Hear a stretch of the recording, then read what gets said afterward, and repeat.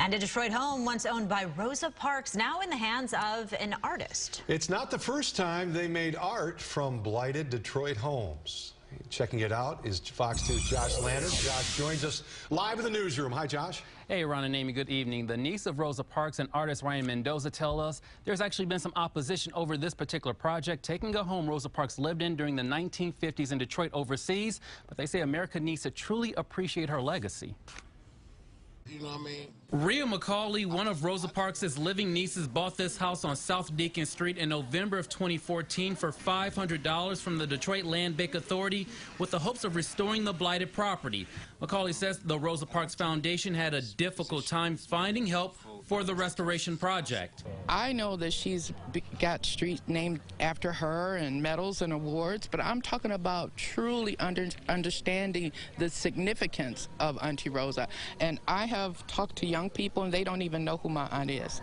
And that's a shame. It's not their fault, but we as a country need to acknowledge. And if we can't, you know, I take her where she is acknowledged. Artist Ryan Mendoza has gotten some backlash in the past for some of his work. You may recall the White House Project, the deconstruction and recreation overseas of an abandoned Detroit house. Mendoza asked GOP presidential nominee Donald Trump to live in the house, which caused an uproar. Mendoza spoke about that and his new project here. That's something that I think that people in Detroit should know something about. They should know that a house from Detroit, instead of being demolished, is remembered. Unlike the White House Project, Mendoza says pieces of the house are being reconstructed for his Berlin studio.